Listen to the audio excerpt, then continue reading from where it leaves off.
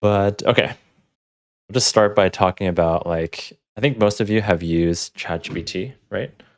And the main difference between ChatGPT and coding agents is this. So, I mean, all these coding agents have these like models like inside them. And these models have improved throughout the years.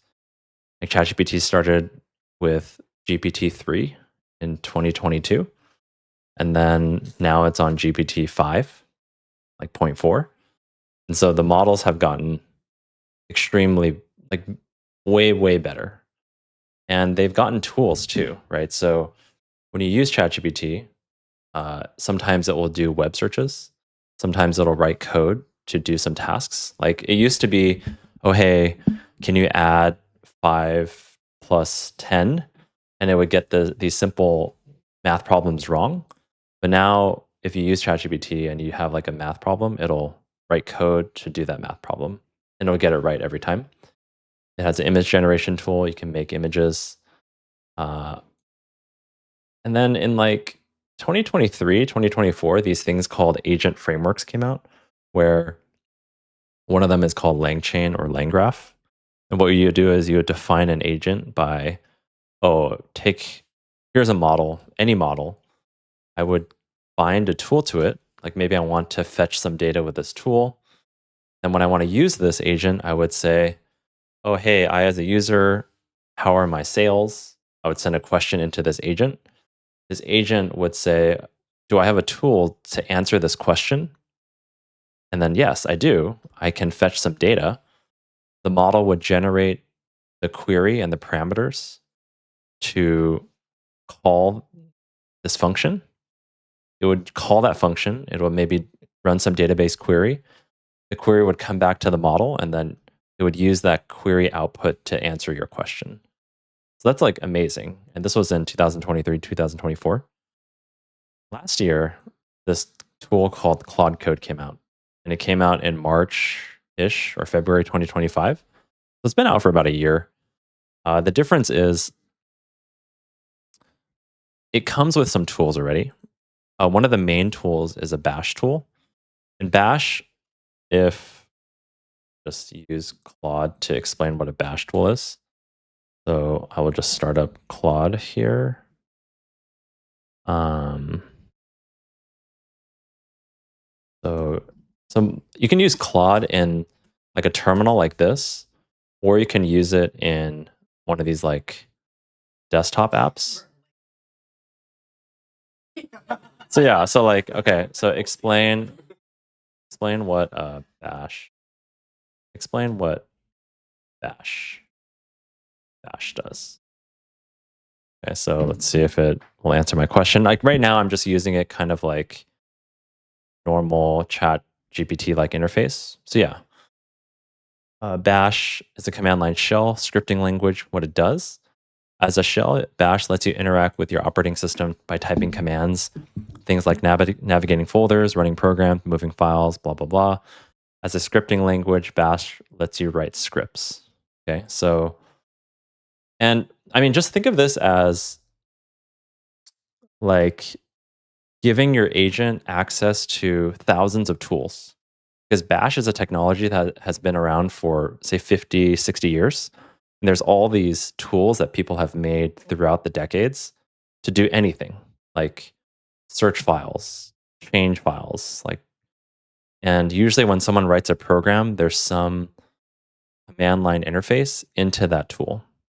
So I'll give you an example. Like I recently made this like brisket video, and I wanted to use Claude Cowork to make this video because I just wanted to try Cowork. So Cowork is Claude's wrapper around Claude Code. So if I go back to this, let me just draw this here.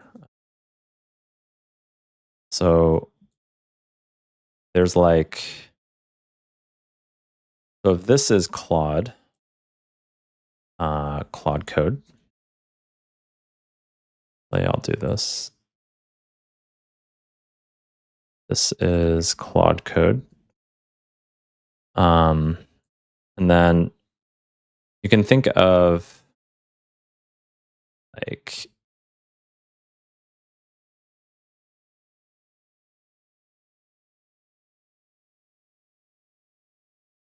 yeah, so maybe I'll try to explain it a little bit more. So you can think of Claude Code as like a wrapper around a model. Like there's two important pieces, like the model and then this wrapper.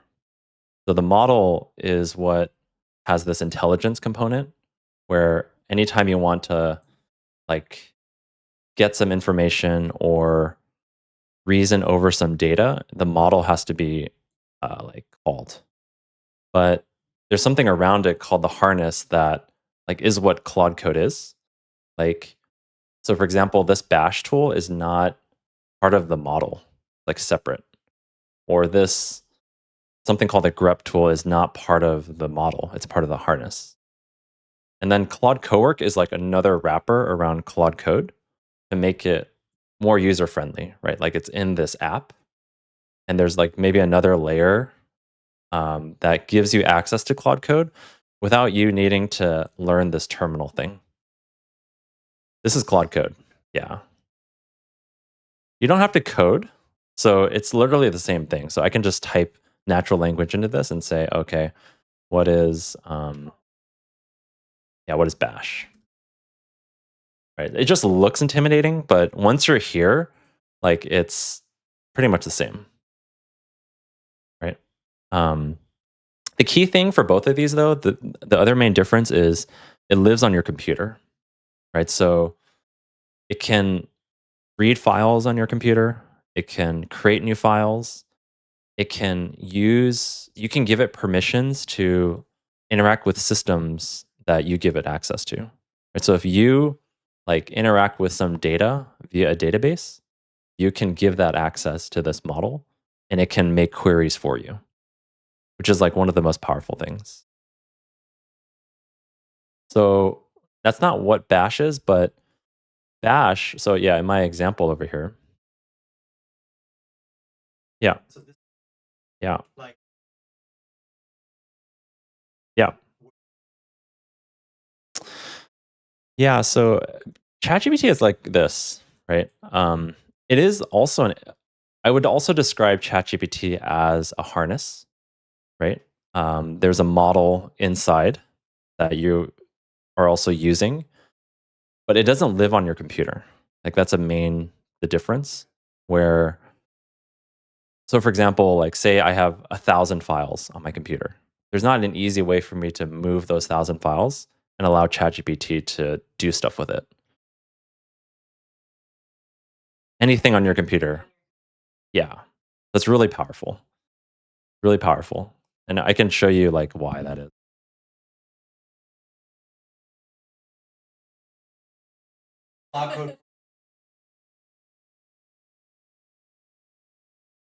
I mean, I think you can, so all these like companies, they have relationships with the government, right? Like every cloud computing, like Google, Amazon, Azure, they have like a government section. And I think these model companies do too. So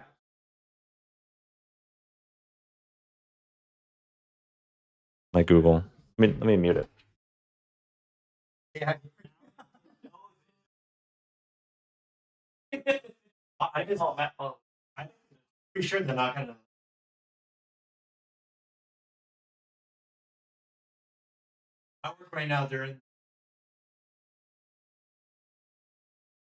Yeah, yeah. Might take time, but I think there's still value in learning this because, yeah, yeah, yeah, yeah.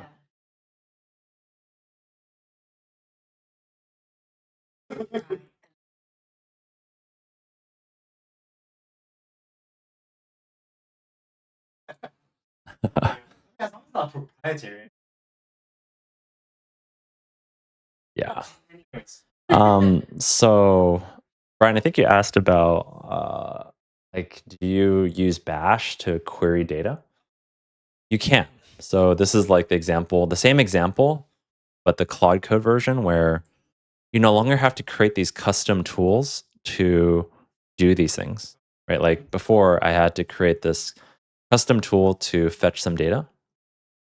Claude Code, what it will do is it will like create a tool on the fly, right? Like imagine, like the example I like to give is imagine you're a plumber and you can just create tools that you need as you are working on a toilet. That's essentially what Claude Code is doing.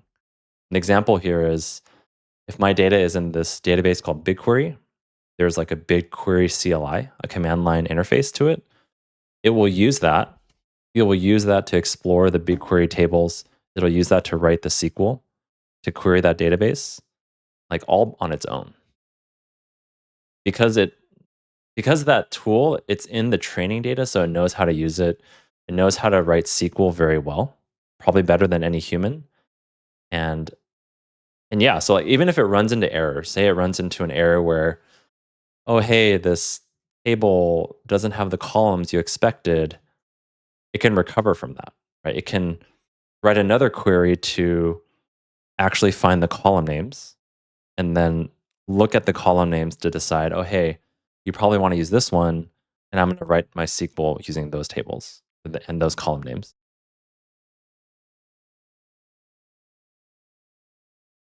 So going back to this thing, so I was making a video like for making brisket, and essentially this is using Cowork, right?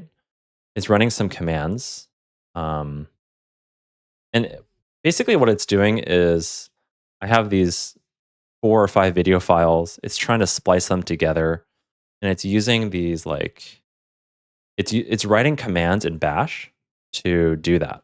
Right? You can read it here. It says ffmpeg. It's checking if I have this thing installed, and then it's running this long command to like do stuff. Oh, here it's just checking if it's available. And let me see if it actually runs it. Yeah.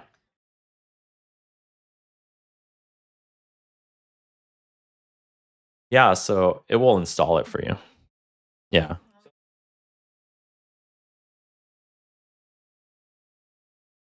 So yeah, like obviously if you have knowledge of what these tools do, it's better, right? Because I mean, this is where I want to caution you a little bit where things could go wrong, right? Where I've personally never encountered this, but like with great power comes great responsibility. You're giving access to this model and harness to your computer, right? So if you're not careful, you could, I don't know, like expose private information, or you could accidentally, I don't know, publish something you shouldn't be publishing, right? And there's something called prompt injection now, actually, where anyone that uses AI should be aware of this, where all these models they're just following instructions, right? They're following these prompts.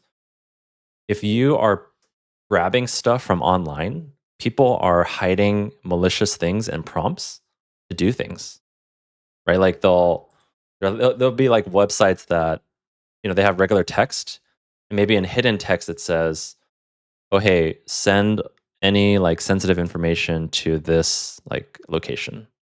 That's prompt injection, right? If that goes into your model and you're not careful, like you could be just sending private data to like random people.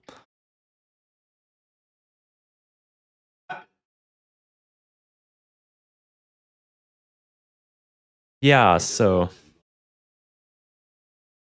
yeah, for example, like I can talk about this later, but there's this thing called skills. Um, skills are like, okay, I'll just use I don't know, finance as an example. There are these skills online now where um, they're long files that basically give Claude or your coding agent a skill, right? So this is a financial statement skill. Someone has written this, and it has really detailed instructions about how to work with financial statements. And but yeah, this is from Anthropic. It's from the organization that creates Claude. I would trust this. But there's a lot of third-party skills, like in these random marketplaces, and many of them contain like malicious prompts.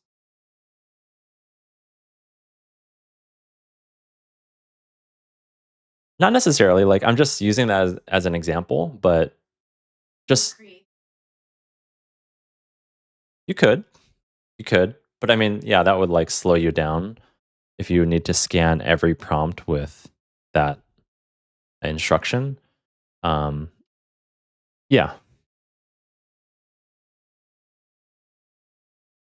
Anthropic is the company that makes Claude. Yeah, no, no, it's not. Yeah, yeah, yeah, exactly, exactly. Yeah, I actually have that, and when I recorded a video, I have that scene because it reminds me exactly of that. Like you don't know how to do something. Yeah, yeah, because this takes some. So every model has like a context window, like how much information you can pass in at once, and this takes some of that, right? So you can't load every skill under the sun into your model. That would take up all the room. But this is like incredible if you think about it. And I think what's happening right now in companies, you have your best employees that are, yeah.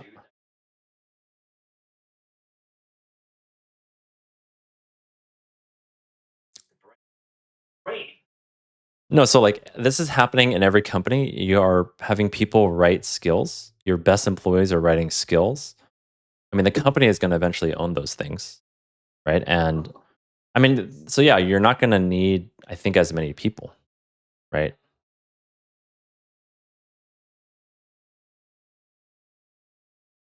Yeah. So these skills, by the way, it's not just instructions of like general knowledge, right? Like if you have a really complex task, you can do that too. Okay, so I'll give you an example where I wrote this thing. It's um, my job is like about machine learning. There's usually a series of steps you go through to find some data. You train a model on the data. You evaluate it. You would like deploy the model somewhere. And so I've created skills to do all these things, like just in one shot. And these are all skills. And then you have like one skill to chain them all together. Right. So if I just run this skill on some data, yeah, at the end I'll get a data set or a model. And I've used this at my company and it works. And this is what I built. Yeah. Yeah.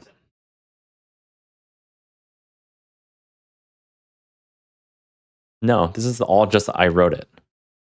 Yeah. I did have Claude write it.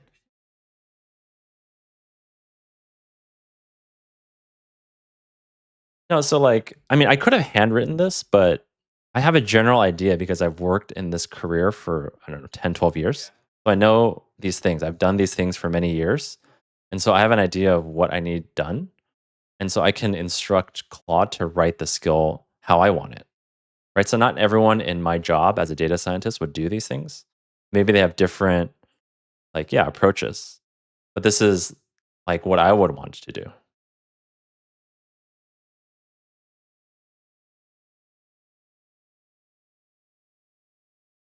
Yeah.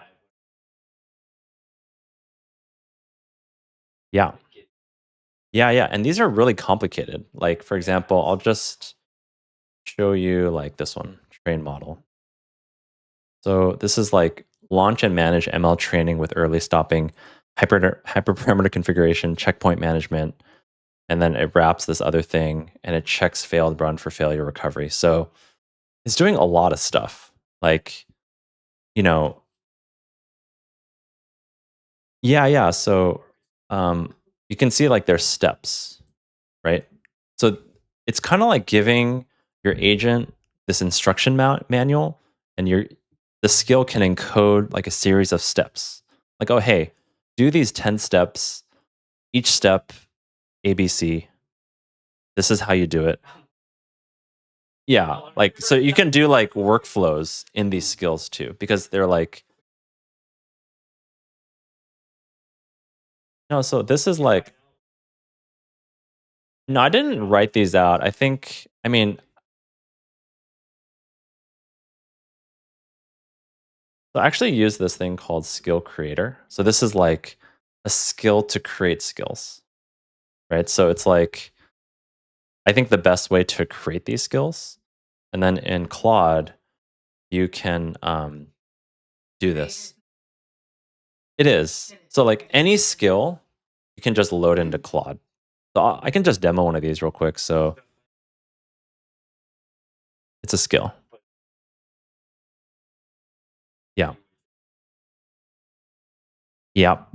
Yeah. Actually, when this thing came out, this repository, when they made it public, this was like the day, maybe a month ago, when like all those SaaS companies, the stocks went down maybe 10 or 15% because of this. Right? Because if you look at this, this is like really broad knowledge. Right? You got design, engineering, HR, legal, marketing, operations. Right? So I think as long as you can describe what you want really clearly, the model is going to be able to do it better than I think a person.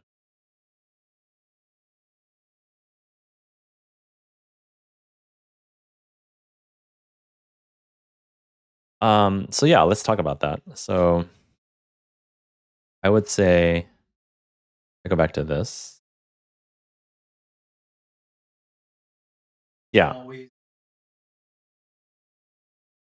Yeah, yeah, for sure. So there's different ways to approach this. So like say financial statements. There's different ways to get skills. So let me just save this. Yep. Um, so your example is like base prompting, like regular prompting, right? Yeah. This is like method one. I think this could work, but what this is like, you're relying on like, okay, this is like relying on knowledge in the model or possibly like search tools the model will use, right? Method two would be, oh, hey, use this like skill, right? Use this. And there's a lot of them. There's audit support, close management, journal entry prep, journal entry, reconciliation. I mean, I don't know what a lot of these things are, but so yeah, this is like use finance. So I think um it's hard to say, right? Like I don't know exactly which one would be better, right? I think this all comes down to you need a specific task, and it's best if you pick a task where you can evaluate if something is wrong or right, right? And so and if you have that, then you can really easily decide, oh, is method 1 better, method 2, or method 3, which is like use the skill creator skill to create your own like financial statement skills. And I think most companies are probably going to create their own skills because you could actually even start with this base one. You can modify it. You can make it like, oh, hey, your own flavor or whatever. So there's definitely a lot of ways to approach it.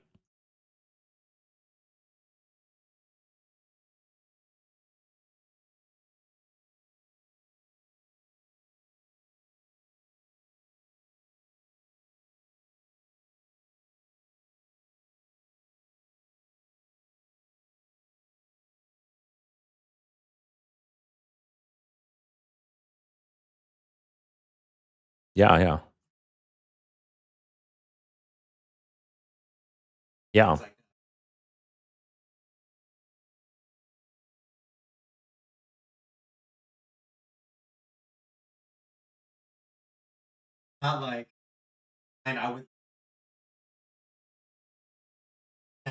Mhm. Yeah, yeah. Yeah. Do it. And the only way to really do that is data. Yeah. I feel like it's kind of possible because Yeah. I feel like I've been prompting it to, and then Yeah. but So there's something called Claude for Excel. So this is like a plugin that it's like Claude that lives in Excel, right? So Microsoft product. no, No? it's here. Let me see if I can just use it real quick. Yeah, I have it here. Okay, cool. So yeah, let's just say like, oh, these are different skills that are part of the thing. Let's just do something like, I don't know, create a budget for a typical city or parks and rec. So it's just like plug in you. Yeah, yeah, yeah. So this is like another harness, right? Like, you know how we talked about ChatGPT as a harness, Claude Code as a harness? They just are putting Claude Code in as many places as possible, right? This is just putting Claude Code in Excel. They added some skills, right? But really, this is just Claude Code, right?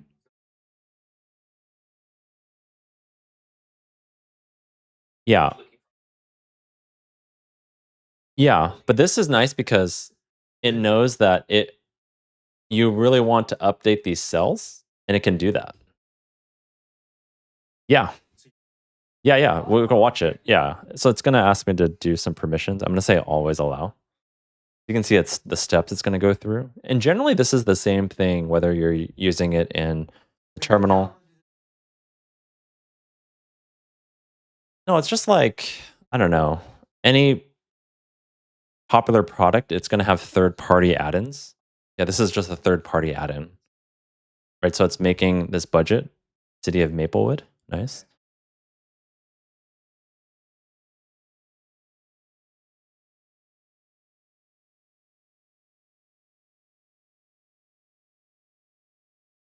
It's adding some data.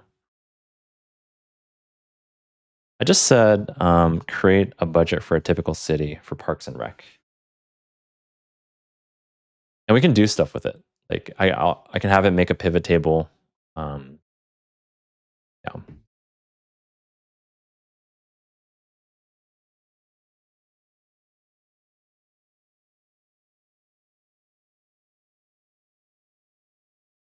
yeah, yeah. So you could even ask for that, like because YNAB is like a popular thing, and so it will know that. Oh, hey, like what do you want from YNAB? You could even like iterate with it to work through that. Um, yeah, you can see like, oh, I made these tools. You can see like as long as the software can be programmatically like edited, Claude Code will be able to do it to use that software well. At the end of the day, like Excel is just some data and you're just making these edits, these programmatic edits to it. And like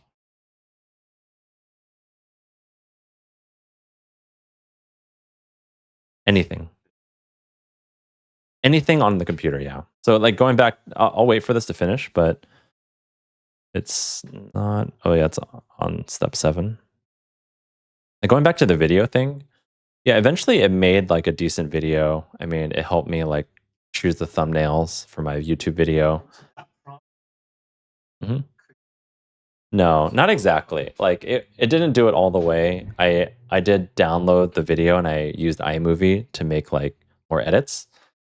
But um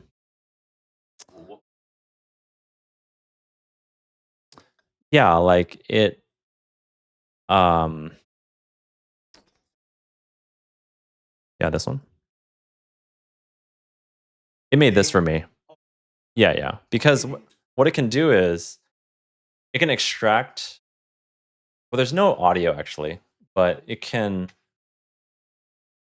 take screenshots of the video. Yeah, it can. These have image recognition capabilities, right? and it can know the time of that screenshot, and then it can tell me, oh, hey, you're doing this at that point. Right. But I had better knowledge of what I wanted, right? Because I know what the steps are. And so I kind of like edited it a little bit. But I also wanted to add like titles to my video, and it didn't do the best job of that. Yeah.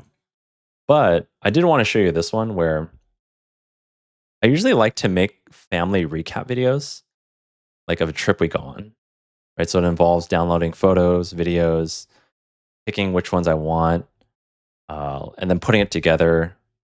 I don't know, like picking the right sections of the video, right, to like cut.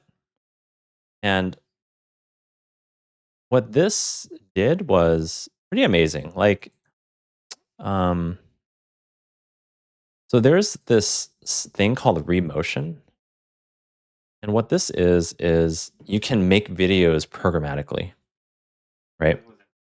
Like, you're not clicking buttons to make edits, but you're writing code to make edits. So I don't have to see the video, like the computer's doing that, right? So like instead of saying, oh, hey, like video A, I want minute 0 to 1, right? You're just defining that in code. And the moment you do that, then Claude Code can use this well, right? Because it knows how to write code and it can use this software very well. Like I've never seen this software before, but I just had Claude Code use it.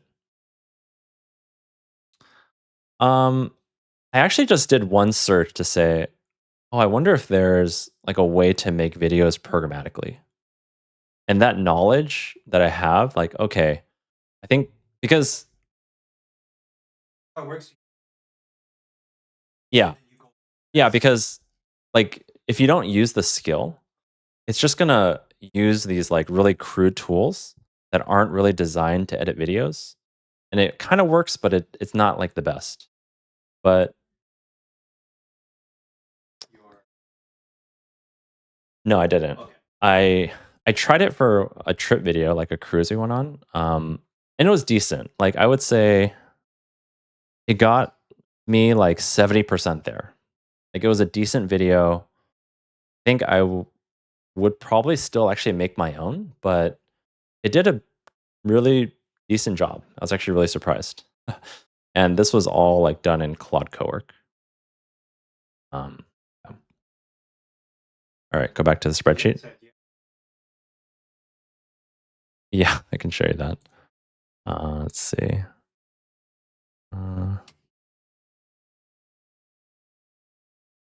So Carnival Friends. So these are all this is like the project, right? And this is all code it wrote. So you can see like, oh yeah, under source. Just open this. Mm.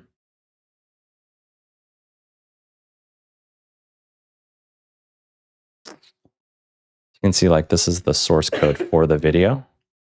And like, okay, cruise recap, blah, blah, blah. Oh, this doesn't have the durations. All right, I'll just play one of them.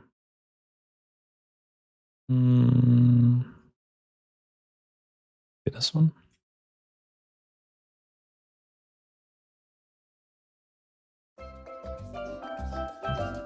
I didn't make any of this. Like, this is all programmatic.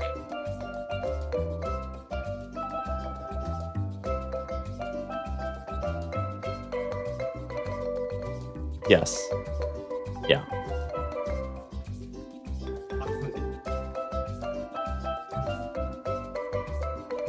Yeah, and then you can like say, oh, hey, the picture at time 18 seconds actually wanted to go like a little longer.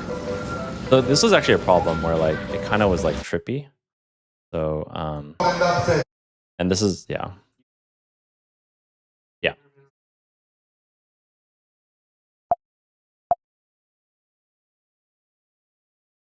Yeah.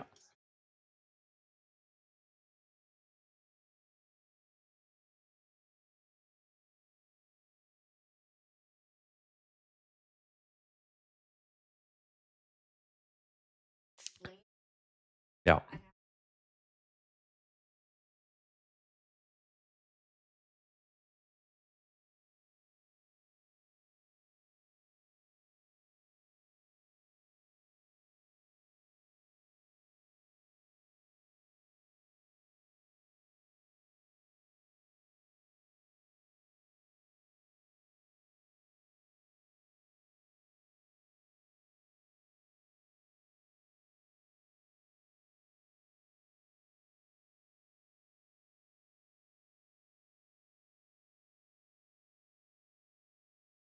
Yeah. Yeah.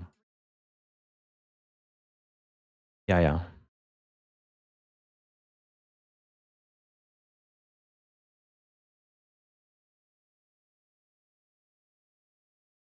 Yeah.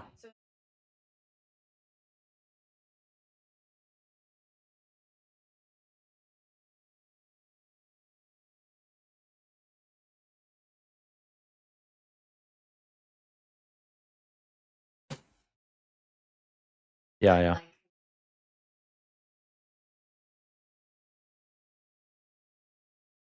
Yeah.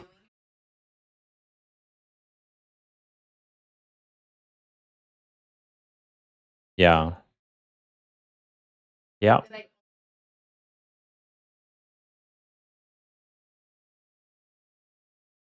Yeah. So I think what you're doing is you're using Claude like you would use ChatGPT. You have to reframe like how you would use it. Like so for example, like Power BI, they have APIs, right? So as long as the service you're working with has an API, there's a programmatic way to do everything you're doing. And Claude could learn and read these documentations, right, to do stuff, right? There's all these operations, right, of like dashboards, I don't know, data flows, data sets, right? So you don't need any knowledge of this. It's better if you do, but you don't really need knowledge of this. You just need to authenticate Claude with your Power BI instance and basically let it go. And like it could, I don't know, make edits to your dashboard, query the data, like do anything. Just power. It's like a Microsoft dashboarding product. Business in, business intelligence. Yeah. Oh yeah. Uh, Okay. So I will take your data and I'll do stuff in Claude Cowork.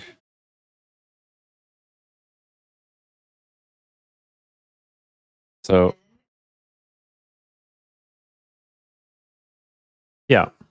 So so we could do a couple things.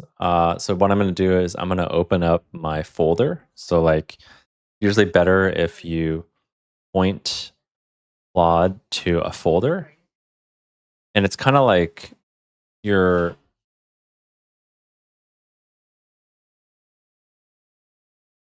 yeah yeah. Yeah, because generally you want it to just do stuff in this folder. Okay, so like tell me what you want it to do.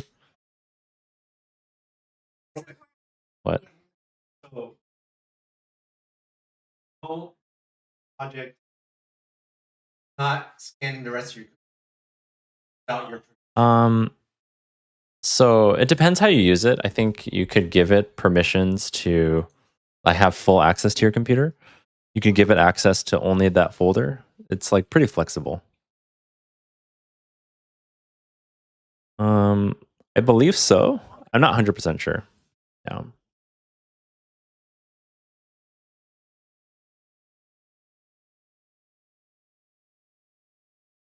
Okay. Okay. We can open it up. Oh, so by the way, this is your spreadsheet. So, I mean, yeah, it's like, I mean, this is just, it made it, but you can imagine, okay, if it can make this, it can literally do almost anything that you would want in Excel, right? Yeah. A lot of this stuff.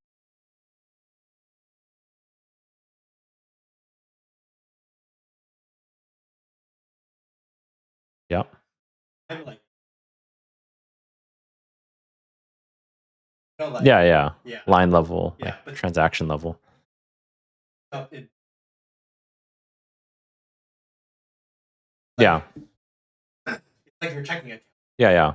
So I think what I would do is probably just reformat all the data, right? And have it just in like a clean database, right? Because now you don't need someone to maintain that database anymore. Like you could have, say you have 100 spreadsheets, you could just migrate all that data into like a clean database. Okay. And then you When could, you say that, so it's gonna, so you can like watch what it does. It's gonna explore the data, right? So it can understand the structure of both data sets. Okay, I found it. So here it's exploring the file. It's erased. Yeah, it's like a coding agent harness that lives on your computer. Yeah. There's Claude Code. They, I think, are a few months ahead of Codex in terms of like their development. But really they're both really good. So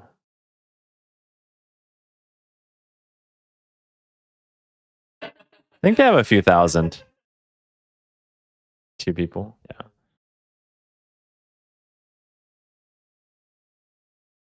Okay, so you can see what it's doing. It says, I have a clear picture of both data sets. Let me analyze the structure.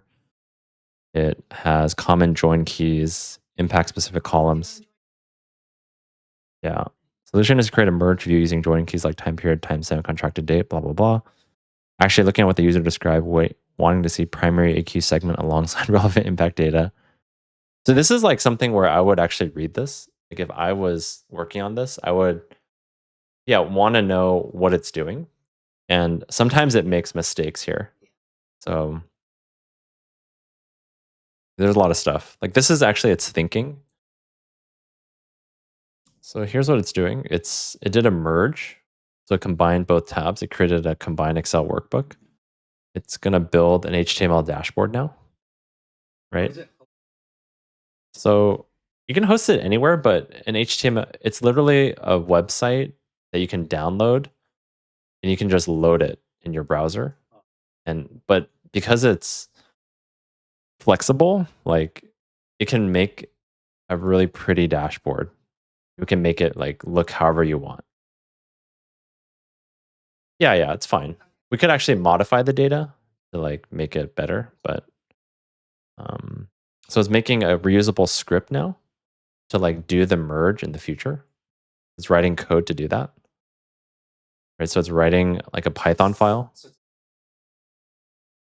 No, this is not a skill yet. This is just writing a file called combine AQ impact. We can read it if you want, but this is just the Python file that in the future, if you have this Excel workbook with the same data structure, you could run the script on that data and it'll do the same thing without a model. Yeah, I can show you how to run the script. You can also have Claude run the script too. Yeah, yeah. Yeah, yeah. You don't need to do that anymore. Yeah. Yeah, that's what I would call like a reusable tool, right? Like Claude is really good at creating these reusable tools. And generally they're like scripts that like have some code that do something.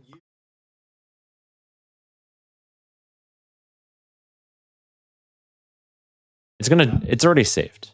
Yeah, yeah. So we can look at it. See if I can pull it up. It's just local. So remember, this is all on my computer. I open Claude in my local folder and I can go to that folder now.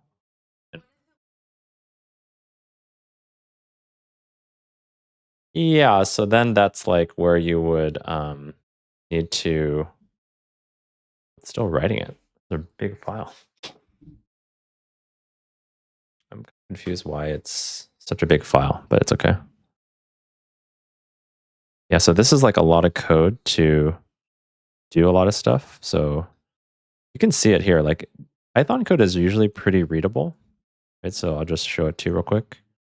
You can see these functions like load and merge. It's reading these files, right?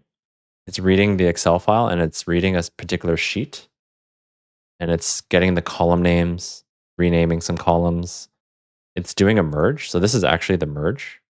And if I want to see the join keys, I can look at join keys. These are all the join keys.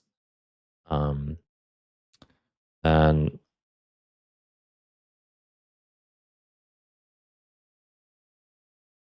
it's just like when you want to combine two tables, what column do you use to like do the merge? Oh,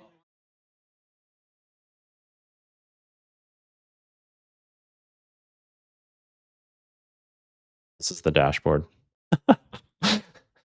What? What? Yeah. This is like the dashboard it built. So, I mean, no, I don't know. I mean, you'd have to like look at the data.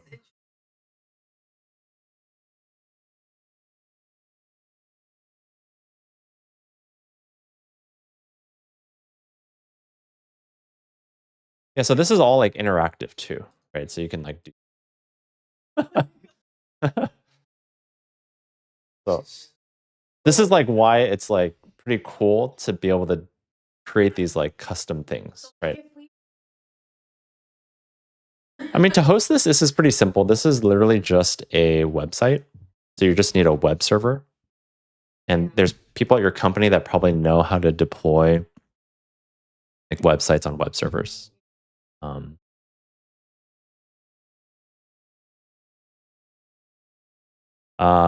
Yeah, like I mean, web hosting free. So like, yeah, there's I don't know.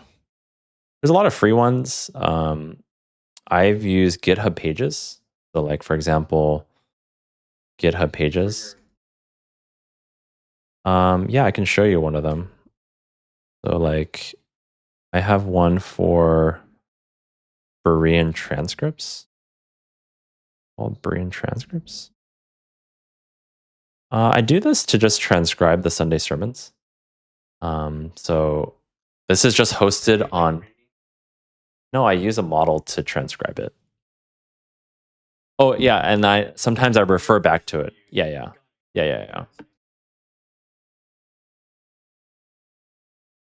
I know. Yeah. Yeah. Yeah.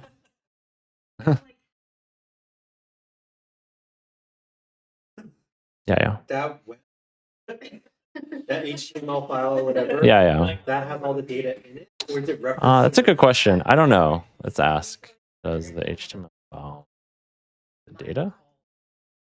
It might. I'm not sure. Let me see how big the file is. It's only 33 kilobytes. So. Oh yeah, it's fully embedded in the HTML file. But normally your data would be larger. You probably wouldn't want to embed it, but maybe you could.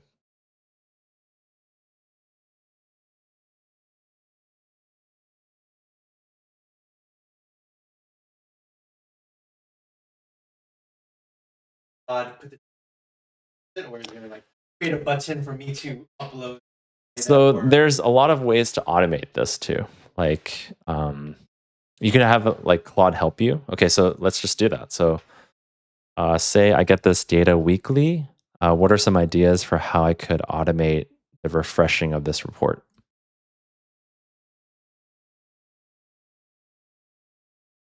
Yeah, so like Claude Code or Claude Cowork, it has scheduled tasks. So you can like say, oh, hey, Claude, do this every week or whatever. You could have a trigger for emails.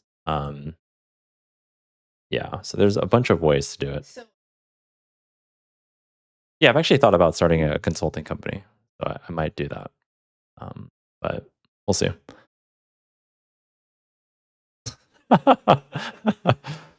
Yeah. Especially. Yeah, for sure. Yeah. It could probably clean the text file directly too. Yeah. Just yeah, I think yeah, I could probably do that. I would probably want to. I mean, you would probably want to review it though, to make sure it's doing it right. Um, I don't know. It kind of depends if how big is the data too. Um, like if it's not a lot of data, the model could probably just directly rewrite it, right? Yeah, to like clean data. If it's maybe a little larger, you would probably write some code to do it. But I'm not sure.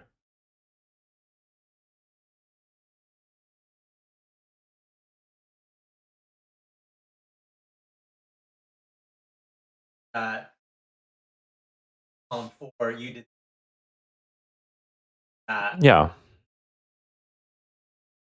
Yeah, you could. You could. Yeah. You would be kind of dependent on the data being formatted like that every time. So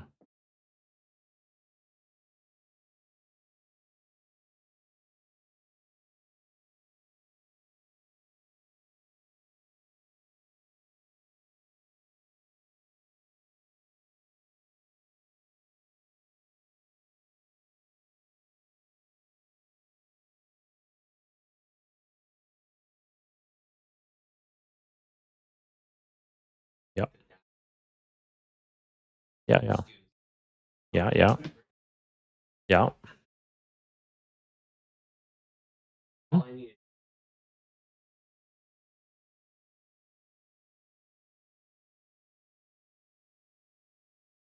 Yep.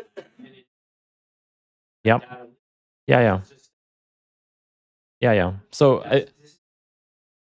to do that better, no, to do that better though, like I mean, yeah, like you should have definitions. You should have definitions of like the columns, right? But that's basically what I do at my work, right? We have all this data in BigQuery, right? And I can ask questions of my data now. I can say, "Oh, hey, can you tell me like I don't know about this tenant's data? How many workers worked overtime in these months?" And it'll like find the right project ID. It'll explore the data, like find the right table that has the hours, write the query for that table. But to make it better, right, you can add instructions to say, oh, hey, to calculate overtime, this is how you calculate it, right? It's these tables, these columns, right? And so that's called like a semantic layer. And that's kind of like what I'm trying to build now. So that's where is that?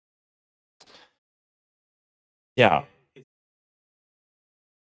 So there's different ways to approach it. Yeah, you could put it in something called, there's this file called CLAUDE.md, right? It's a file where you give it persistent instructions, right? Um, so yeah, so you can think of this as appending instructions every message you're sending to Claude. Like Yeah. so let's Mhm. and you're like, California, Yeah. you know,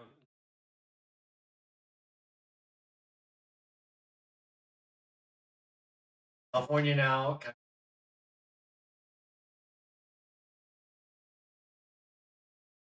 Yeah, I think there's different ways to do this. I mean, um, sycophancy? What? Okay. Yeah. Nice. Nice. Um, yeah,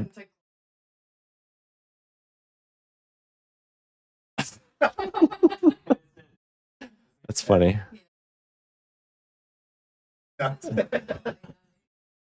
That's funny. Actually, that's a problem with the models, sycophancy. Yeah. Like it's when you are too agreeable to someone, and the models will do that. Like, yeah. that's the biggest Yeah, yeah. where Yeah. It'll keep doing what you want. Right. So that's something that all models are biased to do.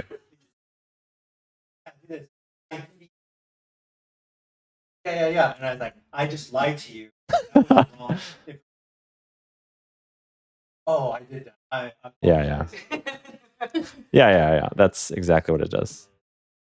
For your question around the data, so you can encode that knowledge as skills, right? So like say you have, I don't know, SQL queries skill.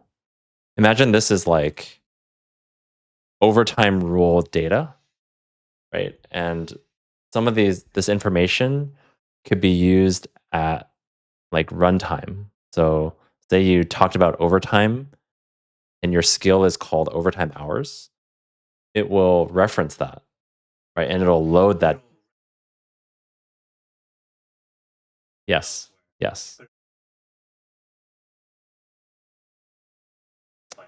It'll do the web, or maybe it'll search your database, right? Like look at column names, right? Yeah.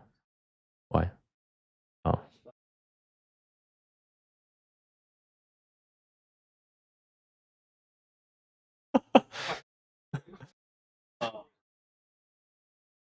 My mind, how it's have this, and Mhm. then we have this. Yeah. Like,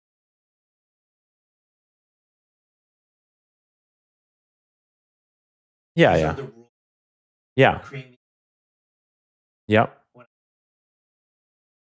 Rules. Yeah, generally what you would do is put it in a file. It's called a markdown file. Like this is what I'm writing here. This is where I took these notes earlier. Where does it go? Yeah, notes. Like this is a markdown file. I'm just writing notes, right? This is just plain text. And so yeah, you can have like instructions like rule 1. This is just a file on my computer. Yeah. No, it's just a file that lives on my computer. Like I just reveal in Finder. Yeah, it's just like here, notes. Yeah, so like yeah, so like there's special MD files that Claude will use. One of them is called skill.md. This is like this agent skills that get loaded into your brain. There's one called CLAUDE.md that gets loaded every time, right? You have a message to Claude. Oh, this one? Yeah. So what do you? Oh, this is just an IDE. So like, so IDE is called a integrated development environment. This is just like a piece of software that allows you to look at code, right? It's kind of like an explorer. No, yeah. For right now. Yeah. My head when Yeah. You should definitely write it here so that you can send it into your model. Right. Like whatever. You can, but this is better because Word like has its own like formatting, right? And like IDE. Yeah. IDE is like this is called VS Code. It's like a free one, pretty popular. But like generally, if you're a software engineer or you write code, you'll use this to like look at your code, like because it highlights it, it makes it look nice. But if you want to read code that Claude has written, you probably want to use this too, right? So, what do you mean? Oh yeah, you can read it. Yeah. So I just hit like Command Shift V and it formats it. Yeah. So like there's like a way to translate syntax. So like this is just like notes. So but I know the formatting now. So I can take notes like this. Right? So these are bullets. Right? This is like word list.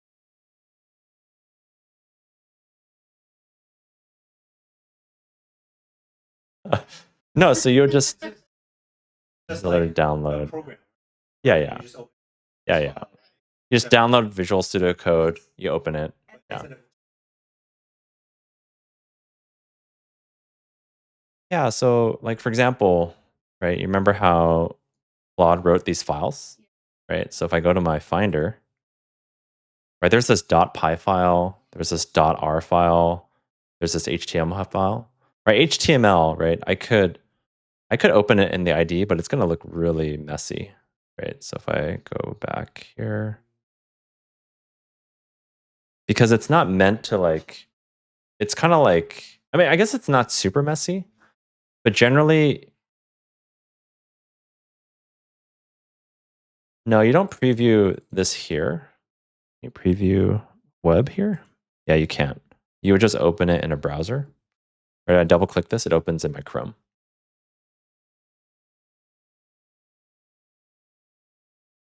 Yeah, I can hit space and it'll preview. So you can always ask Claude. So like, what is the difference? File extension files. And so like Claude will teach you, right? All these things. Anything you want to know. like say like this. Yeah. So like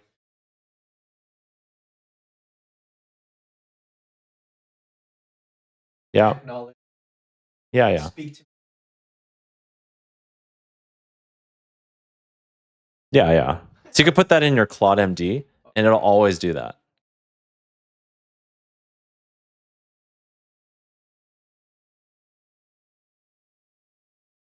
Yeah, like I'll show you. So let's try it.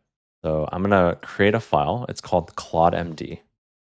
Okay, I'm gonna say I am a yes, exactly. It's a special markdown file. So I am a 70-year-old user. Uh, user, please speak to me in plain language. Do not understand AI. Also, I like pirate jokes. Okay. Let's see. So I will. Yeah, yeah. Yeah, yeah, it'll explain it better than me. So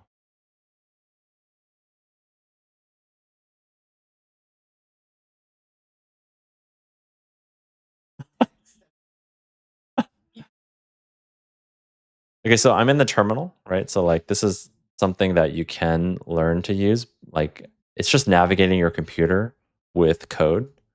And so I'm gonna start Claude here and I'm gonna say, okay, explain to me .py versus .r files. So it should use the instructions I put in CLAUDE.md. No, it's automatic. I didn't As long as it's saved and the top level of see this folder, right? I'm in this folder and I put it in this folder, okay. right? So you can see like, oh yeah. I didn't Oh, because I started Claude in this folder. Yeah, yeah. You can see it gave me a pirate joke right at the end.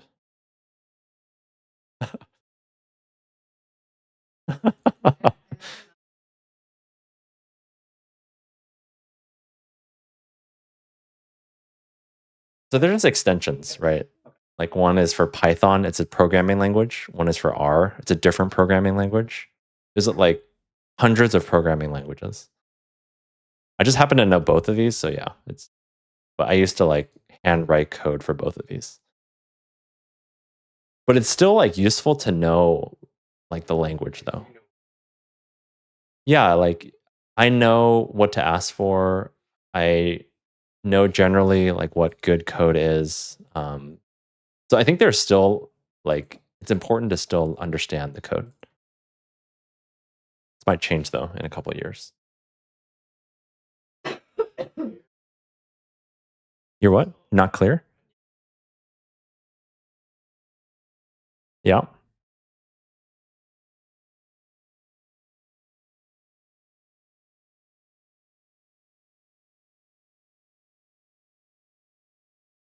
Yeah.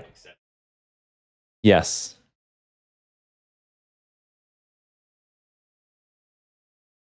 Yeah.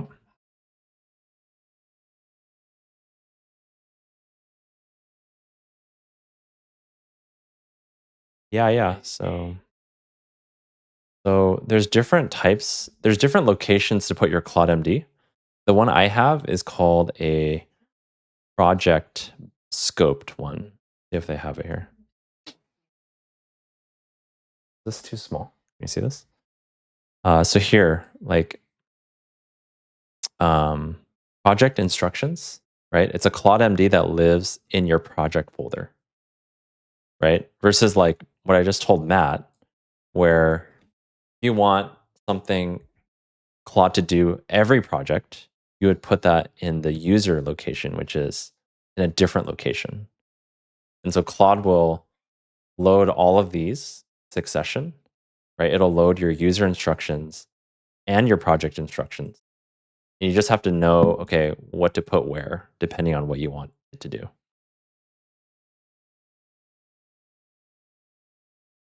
Yeah.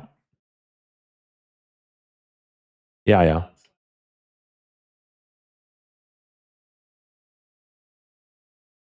Yeah. So this is all like based on, okay.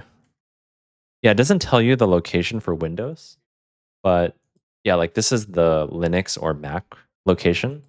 So I'm not sure where the Windows one is, but you could probably find it. Yeah, in the folder that you started Claude in, or Claude Cowork. Yeah. Mhm. Yeah.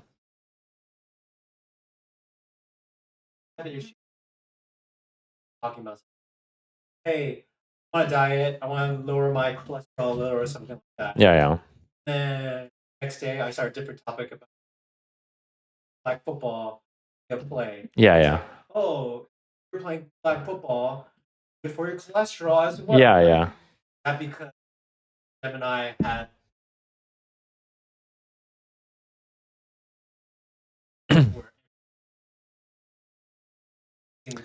Yeah, so there's a good like visualization of this, but imagine like a pie. So like this. So if you don't have any like no messages, right? This is like you're starting. Say I say hi. What it'll do is like send hi. What will happen is it'll load your like project CLAUDE.md. Maybe load your user CLAUDE.md. And then it'll say like user hi. And this whole block will be sent to, whole block is sent to Claude, right?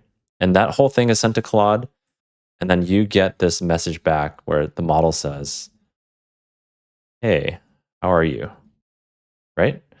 Now, the whole block contains this, right? Now you have 4 lines of history, right? So say you talk about like football stuff. The model answers. Answers with football stuff. And then you ask about like, I don't know, weight loss stuff.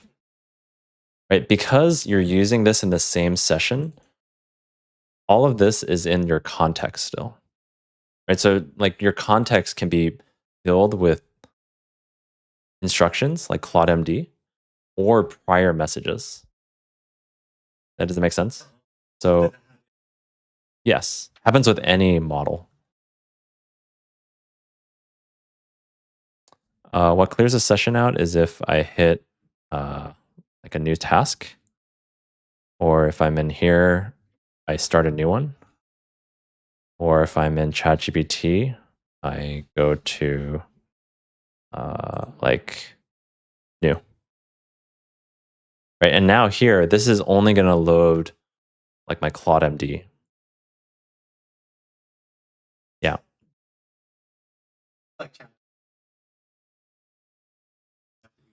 ChatGPT has instructions. So yeah, all these tools have memory too. So like there's something called memory. Uh, so this is like more complicated, but they have memory things too, where it's also an MD file. It's called memory, where like Claude or ChatGPT will automatically save memories. Like, oh, Matt, you told me that you want to lose weight, you want to lose 40 pounds, something.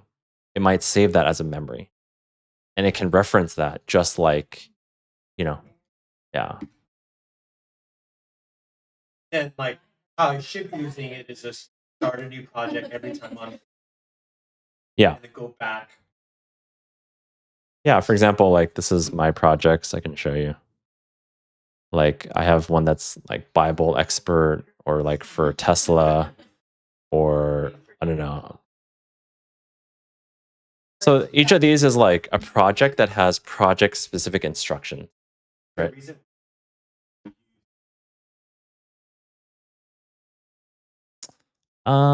Not really. Like I just have a habit of using ChatGPT for more like basic questions and then Claude if I want to do something like a task.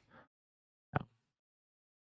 At the end of the day, like the models are all pretty similar. At least OpenAI's model, ChatGPT and Anthropic Claude, they're really close. They're both really good. Yeah. Codex, there's a thing called Codex. Yeah, it's like this, right? It's like a really same thing as like Claude, right? It's just a different app. Slightly different interface. Instead of CLAUDE.md, you have something called Agents.md. So there's just like things to learn about Codex that are specific to it. Yeah.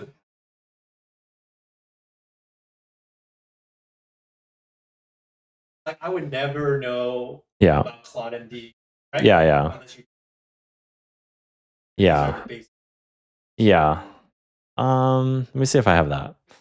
I think if you just read this, I mean, that's a lot of information, but their documentation is probably the best source. I wrote this thing called,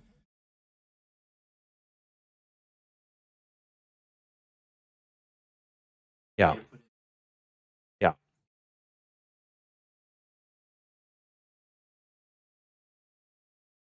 yeah,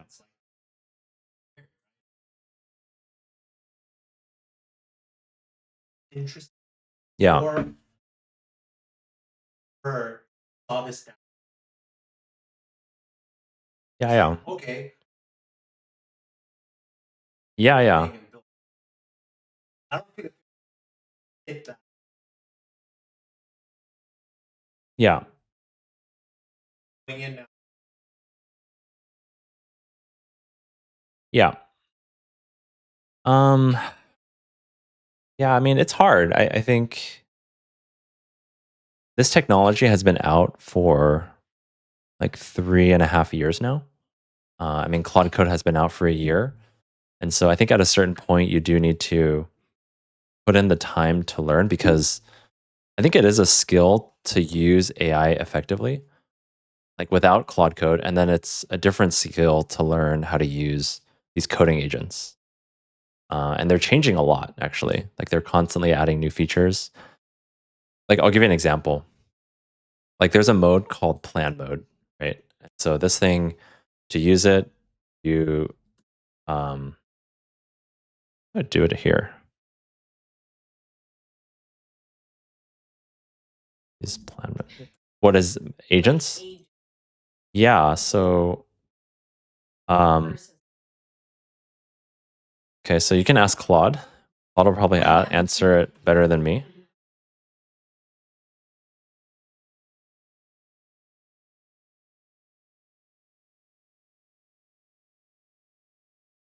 Oh, actually.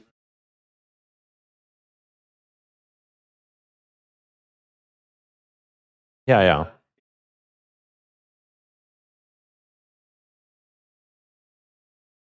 Oh, okay.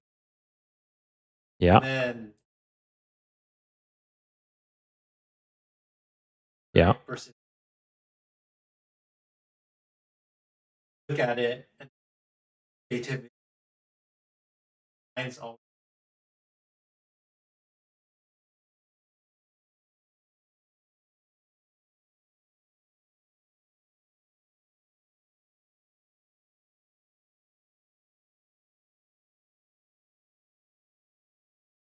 Yeah. Yeah, yeah. I think if you have just some project or like task from your daily life, could be personal or like work, and you just try to do it with AI, you'll probably learn a lot, like where it works and where it fails. Um, I do think that's kind of the best way to learn, right? I mean, I have this thing I wrote that talks a little bit about like Claude Code and the things that I think are most important about these different things, but it's like fairly technical. Um, but like this technology is different. Like here, I talk about how, okay, it's a conversational coding agent. You can just ask for things, right? Like all these examples I just showed you today, like you didn't really need to know code. Right? I just happened to be showing it to you because it's interesting, but you don't have to look at it at all. Like you could still just use it with talking to it. If it runs into errors, you can have it fix it directly, right? Um, so yeah, it's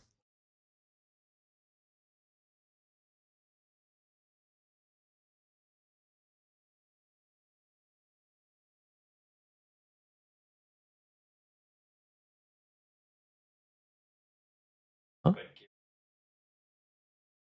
Is it like publicly available? Oh yeah, yeah. Yeah, so like these have web search tools, right? Like so it can make Google like tools, or if you have the website, you can just tell it, "Oh, hey, these like PDFs are on this page. Like can you download them and then like extract these tables or whatever?" Yeah, you can do that.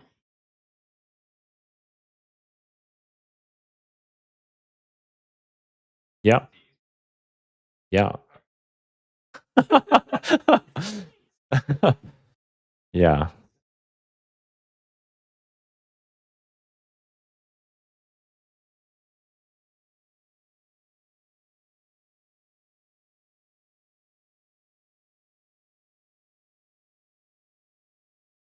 Yeah, yeah. So Yeah. it's kind of Yeah. fun. Yeah, there's still probably a lot you could do with that. Um, and build relationships with the people that have the data. I guess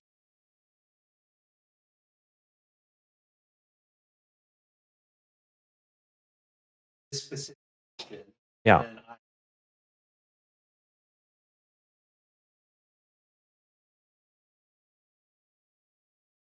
Yeah, I'll do one more thing. Maybe we'll wrap up with this. So let me see where I was. Shannon stuff here. Yeah. So I'm going to say, um, the thing about these now is you're not limited to one thing, right? Normally, if you ask for like a dashboard, someone will make one version of it. You could have them make like five, right? And you could like pick. So I'll have Claude, can you make three different versions of the dashboard for me to evaluate? And then, but the crazy thing about this is you can also do things like multiple, right? You're not limited to just one Claude, right? So I can have multiple going at the same time. So I'm going to run another one under. I'm going to say, yeah, dangerously skips permissions is, let me just navigate. So what it is if you don't have that, Claude will always ask you for permissions before it runs like a command. For example, this one, it'll ask you, oh, hey, I want to run this command. Can you approve it? And usually when people start to use Claude Code, they'll run it just without dangerously skip permissions. Yeah, it's an actual command. Like it's called a command. it was No, joke. no. It's like, so this dash dash, it like changes how this program is run. And it's called like a command line argument. And this is kind of like the YOLO mode where you just, whatever it wants to do, it can do. It's not going to ask you.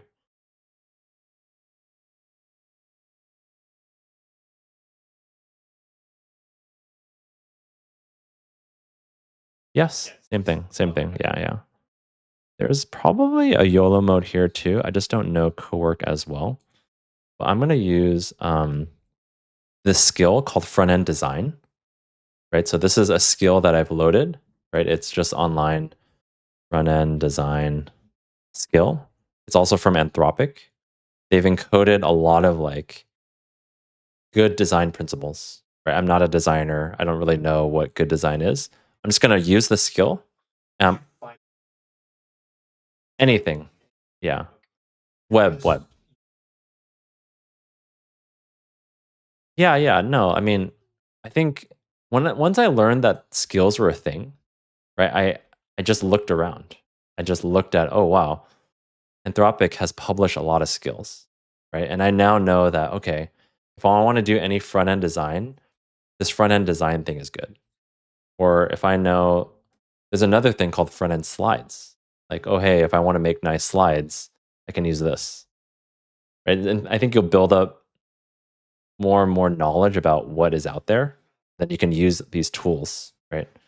So use this to make the dash, make a new version. Okay, so this first one, it's still making different dashboards.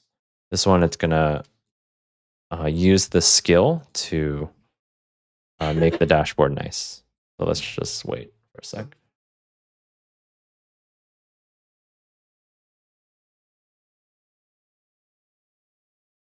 I think it might be. I actually upgraded to the $100 version because I needed more to do these types of tutorials.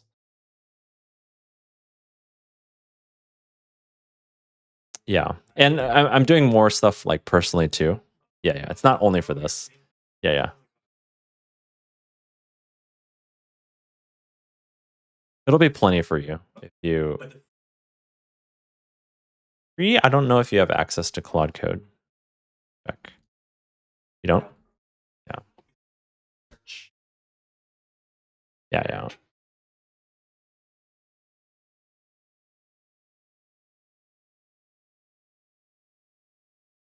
Mm.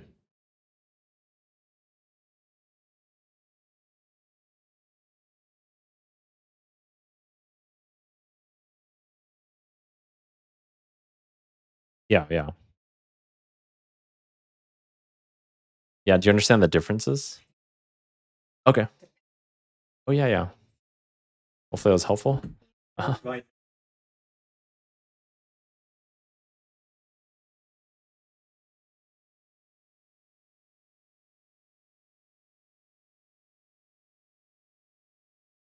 Man, have a good trip. All right. So if you go to here, right, you can see the models. It's like 5.4, 5.3. But there's even a model that I don't have access to because it's Pro. But at work, I have access to that. Or like Claude, right? Claude models. Like Claude has 3 models right now. There's like Claude Opus, it's their best model. Sonnet is their middle one. Haiku is their fast one. So generally, I would just probably recommend starting with Sonnet. You have access to all of these, right? But you will use up your quota more if you use a better model. Yeah, yeah. So like you're like paying for a subscription, right? It's kind of like you have access to, I don't know, say 1,000 tokens, right? And Opus costs more tokens, right, to use it. Yeah.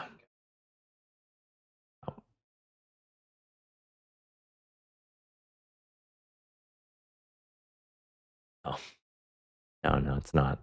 First one is It's not unlimited, but you can probably use like a lot more. I mean, it tells you the cost, right? It says like this is $1 per million tokens.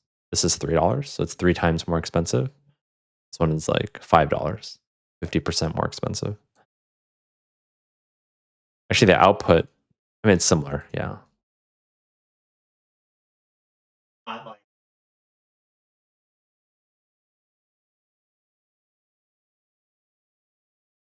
Yeah, it doesn't translate exactly to these values. Like, I think you probably get more. Okay. Okay, these are the 3 dashboard versions that are made. So take a look. This is the one that's like the front end design one. Like made it kind of dark. Kind of hard to read though. But it's cool that you can like hover. Like this is something Yeah. that And yeah. stuff like that. It Like just how I'm imagining. yeah, you can do it. Yeah, I can do it right now. So like this is from the bottom one, so make the purple bar nice red. And you know, the thing is like, yeah, you can read the code, right? It's actually using this hex color, right? And that's how it's changing the color, right? So you can kind of learn like on the way and I often read what Claude does so I can learn. Because a lot of these languages I may not know. And so That's good. and I want to learn like I want to have a sense of, oh, is this doing it right? Right? Like cuz I don't want to have just blind trust that, oh, hey, it's doing it. I mean, this is a use case where because I visually can look at it, oh yeah, it did it right. But there's a lot of use cases that aren't like that. So, yeah.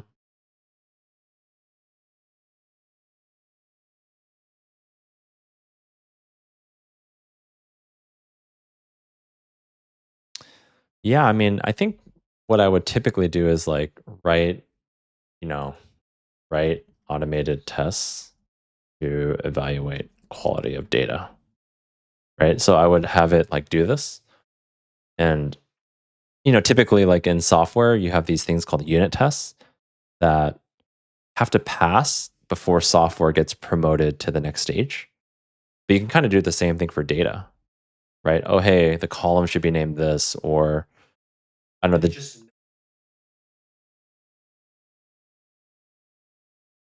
so like I mean we can see what it's gonna do, but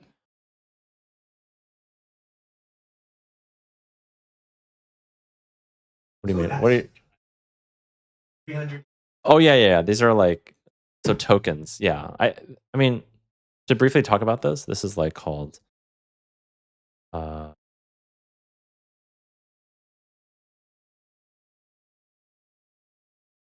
so this is like a helpful app. So I'm gonna take Shannon's prompt and I'm gonna put it into here. So this text, like the model sees it not as words, it sees it as these numbers. And each of these is a token, right? And you can see this I is this one, have is space have, two is space two is 1920, right? And so, yeah, yeah, But then that's one token, yeah. So like, so you're paying per these tokens, right? And what's cool is like this technology is called transformers. And what the models have learned is each of these tokens is mapped to like a series of numbers. And then those numbers are what's fed through these crazy large models. And that's why like the output has become so interesting. Right. And um, but yeah, like each of these um every model has a different way of tokenizing the data, but they're probably all pretty similar. uh, before you did Yeah. how many tokens? Oh, yeah, so we can do that, right? So I'm going to take the code of that HTML and I'm going to copy paste it into that thing and we can see, right? Because it's It's tokens not. too. Oh, this tokens. Yeah, did you see the pricing thing? You're paying for input token and output token. anything it responds to you, right? If it responds to you with natural language, that's tokens. So That's that's like tokens. six. Yeah. Yeah. Yeah. You want dashboard. Yes. Don't ask me. Actually, what's funny is there's this thing called Caveman. So I haven't tried this yet, but I think it'll work where it says, why use many token when few do trick? Right? So it's a skill to make Claude use less tokens, like to talk like a caveman. Right? So that's so like interesting, right? And it actually it works. Yeah. Yeah. Yeah. Like this is this is like what's happening now. Like we don't know what works. So that's why I spend probably 20% of my time like learning this, right? And you have to like keep picking up these things to like improving yourself. Hmm? Yeah, yeah, for sure. Yeah. So what's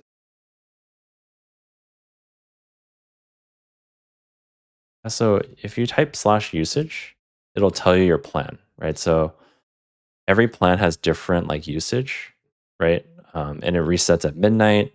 I've used 18% of my current session, and there's a weekly limit too, right? Because think about what you're paying for. You're paying for essentially automated intelligence, and most people or a lot of people now have figured out I can use this for almost anything, right? And they will use as much as you give them, right? And so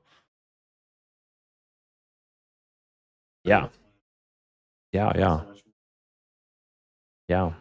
So let me put the HTML in here, and it can show you the tokens here. So this HTML for the dashboard that's generated, right? It's also tokens, right? It's 10,000 tokens. Yeah, yeah, yeah, definitely. But at the end of the day, like this is not that much, right? This is 10,000. You're only paying what, like, yeah. So let's do the math.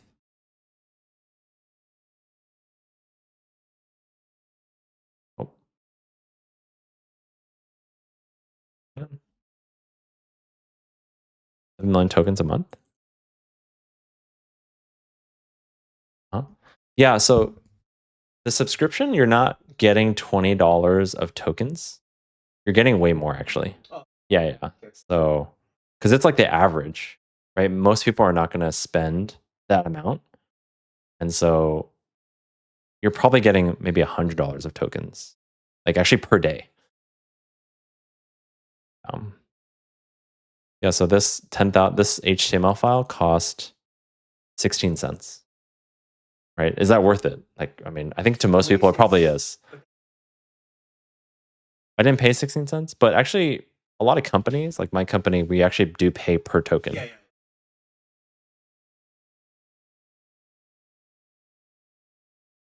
Yeah, yeah.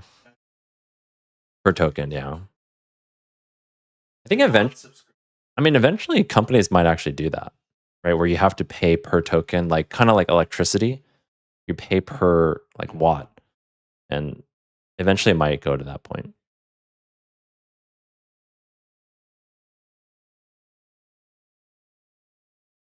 What do you mean highest level? Not you. Yeah, per token. Per token.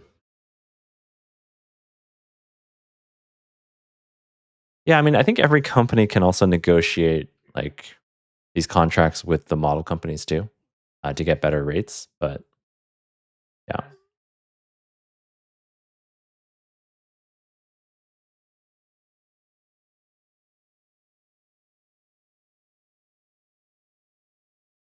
yeah. Basically, employees and GPUs. Yeah, like they have to pay employee salaries, and then yeah, to run these models, they have to rent GPUs, right? And GPU is, it looks like this. It's just like a graphical processing unit, right? NVIDIA made these for gaming, right? 10, 15 years ago. But they were brilliant in creating this whole field to use these to do like math, right? And at the end of the day, all these models are doing is just multiplying numbers together, but they're doing it massively in parallel. Yeah, so like, yeah, I mean, each number, it maps to actually, I don't know, maybe 2,000 numbers, right? So you're expanding it multiple. So NVIDIA, I don't know, Grace Hopper. Didn't understand. Yeah. In my mind, going up, Yeah. NVIDIA is like, oh, I can play Counter-Strike. Yeah. With better graphics. Yeah. I understand like the graphics get, but Yeah. And then people, oh, I need. Yeah. Right.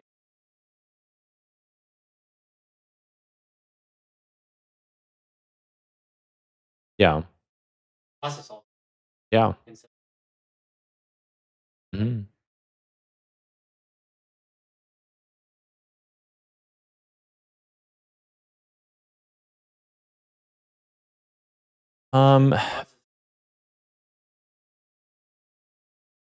It's actually what is processing all the data. Yeah. So like, I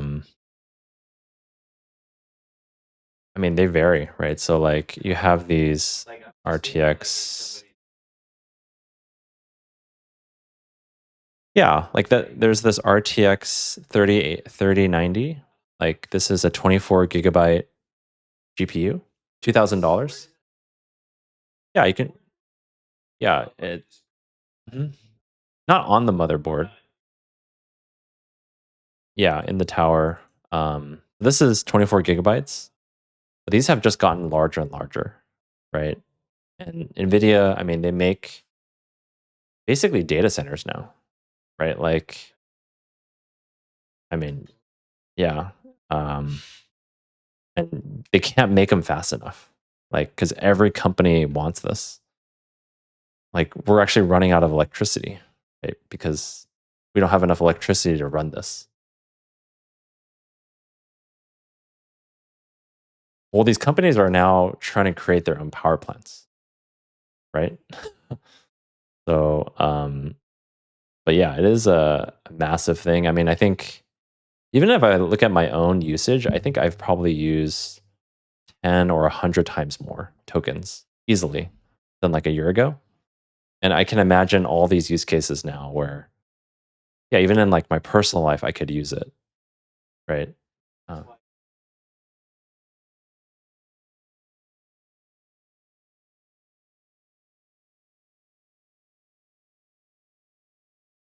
yeah.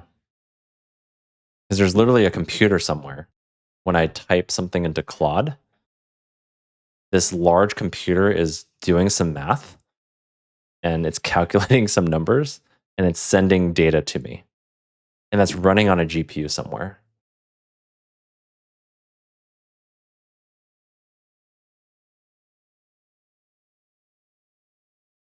Yeah. Yeah. Yeah. I mean, Anthropic and OpenAI, they're going to go public this year. They're going to go public this year. So I think when that happens, I mean, I don't think they're going to be able to subsidize like this usage for that long. Or maybe a few years, but I mean, they're like growing like crazy. I think Anthropic actually has grown the fastest of any company. I think their revenue has gone up 10x for like 3 years in a row. So it's like absurd, like how many people are using it.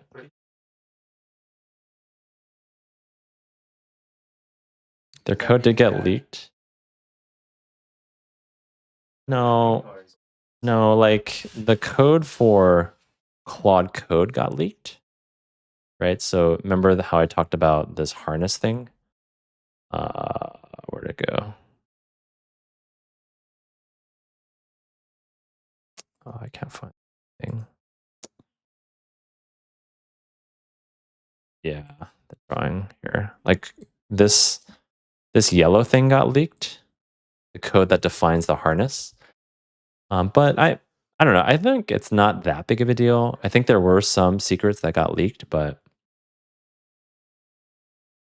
most companies cannot take advantage of this because what you really need is data and the model to improve the harness, right? You need the model that users will use, and you also need the data that users are sending you, right, to evaluate whether or not your harness is good. Because this harness is going to change. Like in 6 months or a year, it's going to be completely different.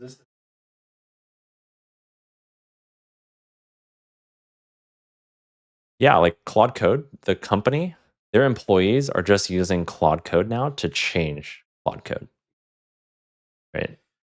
And their engineers are like some of the world's best, right? Yeah. And it's allowing them to go so fast. Like the amount of things that they're able to produce, it's pretty crazy.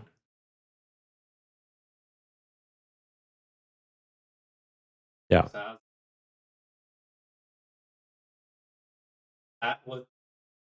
What's Bash tool? Yeah, so let's look at some of the stuff. Let's go back and see if any bash tools were used.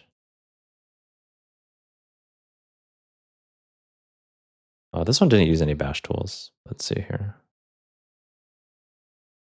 Okay, here, bash tool. So this bash, right, is the bash tool. So it's running this command called python3 pytest. So what this is doing is it's running Python and it's running something called pytest, like a module called pytest to run a test. And it's using this because pytest is the most popular testing framework in Python. But bash is like really generic, right? You could substitute any language, any command here. I don't know how many command line tools there are, but tens of thousands. Because Claude, like the guy who made Claude, he just had this idea of, oh, hey, maybe I'll give Claude this bash tool. And that was like a brilliant idea, right? No one had figured that out before. Right, so let me give you some.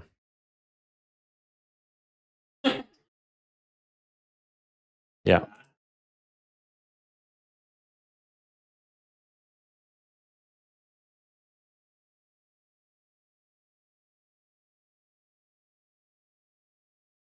Yeah, we're using the harness. Like you could use the model, but it's not as useful by itself.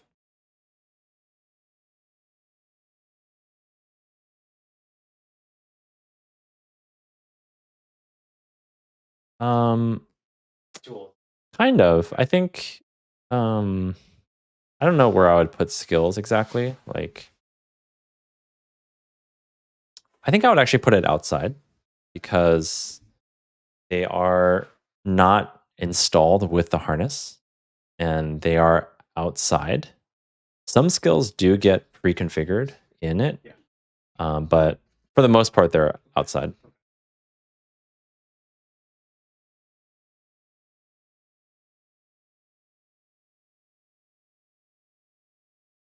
Tools? What tools? Oh, like these are just tools. Like if I go back here, you can see here it says write tool, right? It is literally just writing tokens to a file.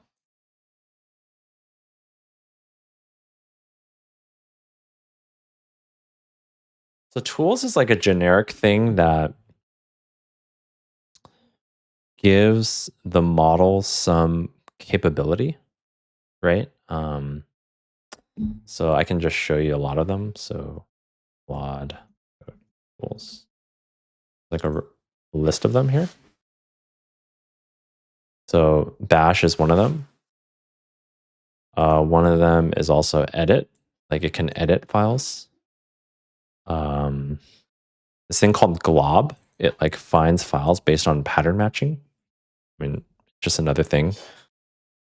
It can read files, so it's just like a simple read tool. Skill is like another thing that they added, right? So skills came out maybe a year ago, right? So the harness never had skills, or no, it came out 3 months ago or 5 months ago. For that, yeah, yeah. So Anthropic came out with it. They added the skill tool. Every other coding agent harness like Codex also added skills, right? So it's kind of become the standard. And it also has these tools to create tasks for itself. I don't know if you remember in this one. The progress here, you can see these steps. This is like, it's creating a to-do list, and that way it does that, it says like, okay, task create. And this helps it stay on task, right? So all these things, right? You can imagine this company, Anthropic, they're running thousands and thousands of like evaluations to make sure the model plus harness is working still, right? And they have all these like examples of like Shannon's example could be one of the example data sets. Oh, we want you to merge these two data sets. This is what the output should look like. But they have tens of thousands of those examples that they're testing their harness against.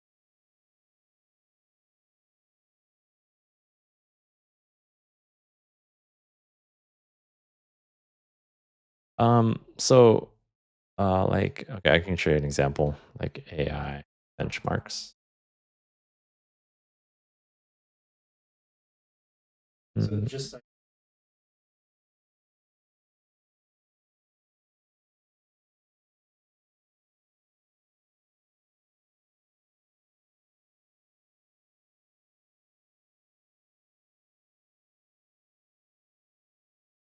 Yeah.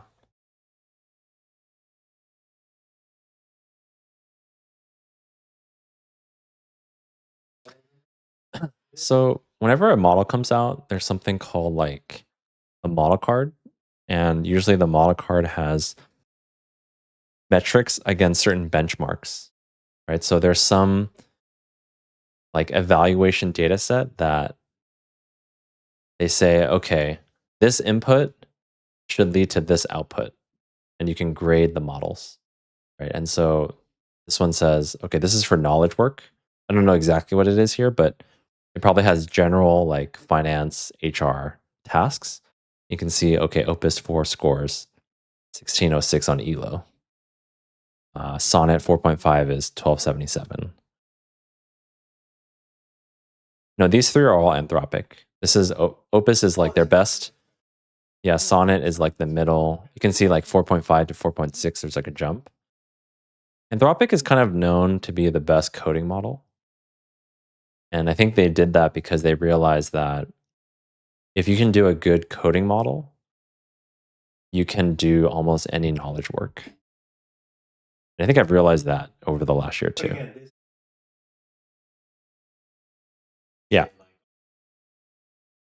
Yeah. So, I mean, yeah, they can pick what models are shown here, obviously. But what's cool is there's like also open source models, right? Like there's a lot of Chinese open source models. For example, make K 2.5 model card. So this is from a company called Moonshot. See if they have the model card. Yeah, this has. So they're showing their thing against Claude Opus 4.5. You can see it actually is pretty close, right? And because these models are open source, you can actually run them on your own computer, right? If you have a big enough GPU, right? And so, like for me, I actually have a lot of use cases where I don't want to send my data to Anthropic, right?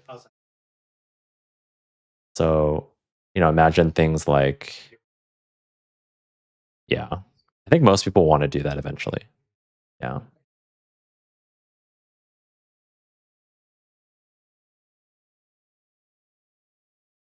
Yeah. Yeah, actually on my Mac right here, it has how much RAM? It has 64 gigs of RAM. That's a lot. Because Macs, they have something called unified memory. Uh, you can use this memory like a GPU. And so if I can get a model that's less than 64 gigabytes, I can actually load it on my computer. So, and what they do is you can take this model. We can see how large this model is. This model is, okay, there's a lot of tensors here. Let's just ask Claude.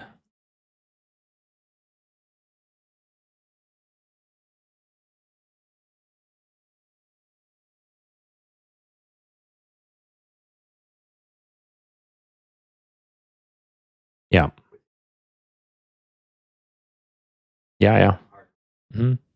I don't do that yet. Yeah, I don't do that yet because I don't have a large enough thing. But for example, this one is 400 to 60 gigabytes, but you can, so there's something called like,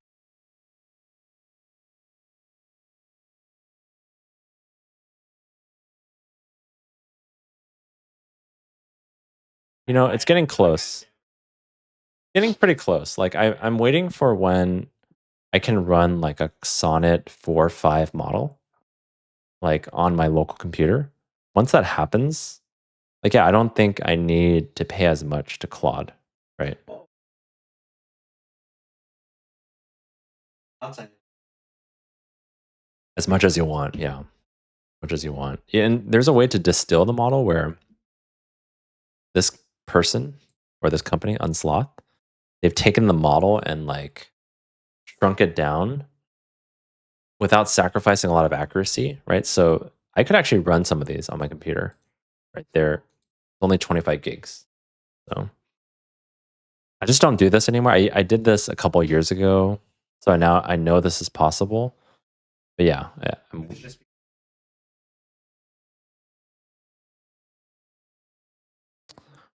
generally it's pretty safe. I would say if you're using a model that's pretty popular, like there's probably different ways to figure out if that's popular. Like, okay, 26,000 downloads. Someone has probably figured out if there's something malicious in the model. It's similar to like popular software. If someone has hacked it or there's like some backdoor, someone probably has found that out already. But you never know. Like,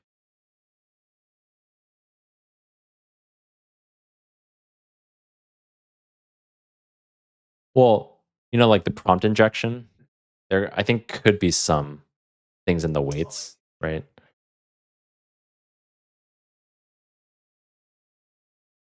Yeah.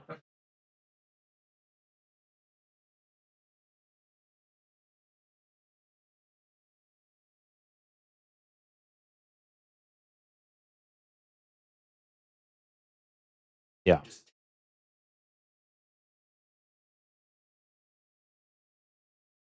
Yeah, you can ask it. But the thing I meant to show you was this plan mode. So this is also pretty cool. So like you can say, I can go to plan mode by hitting Shift Tab a couple times. Say I want to, I don't know, create a data pipeline to update this dashboard. Okay, so in plan mode, what it will do is it won't write any code yet, but it'll write a plan and ask you questions about like what you want your plan to be. And then once you agree upon a plan with Claude, it'll then implement it. This works really well. But this has worked well for a while.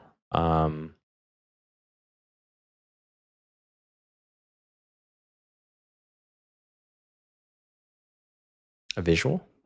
So remember, like you can almost ask for anything, right? So you can also ask for things like, okay, build me a visual, both as I'm just gonna say build me a visual of the data pipeline. We'll see what it does. Like it can have a lot of different options. It can build you like a text-based diagram that it'll like print characters and you can see the flow right here. Or it might use some other technology like Mermaid to visualize it. Um, but this changes a lot, right? Like I used to use plan mode, but I like this other skill that this guy created. It's called Grill Me, and it's just the skill, and it's really simple. But it just says interview the user relentlessly about a plan, and this actually works better than Claude Code's plan mode because it just asks you more questions, and so you get to like what you want faster. Versus this one, this will probably only ask me at most 3 questions. Um, but yeah, that's like a small thing. But plan mode by itself is still pretty good. So it says like, yeah, updated the plan, blah, blah, blah. So yeah, it's written the plan. So yeah, you can see it's written like a diagram here. Right. You can always ask for this too, right? Give me a diagram or like maintain a diagram. Keep this diagram updated anytime you make changes to the pipeline. Yeah.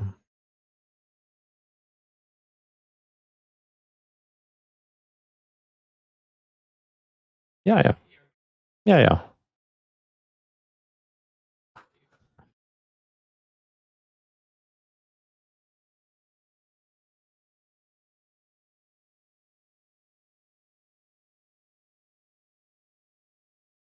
I mean, it might be able to do that, but you should be able to just get the schema of your tables, right? That just tells you like what's in each database, how the tables are related, because that doesn't contain any private information. I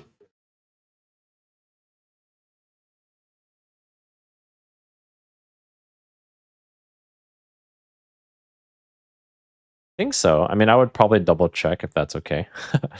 um, yeah, and the names of the columns. Yeah.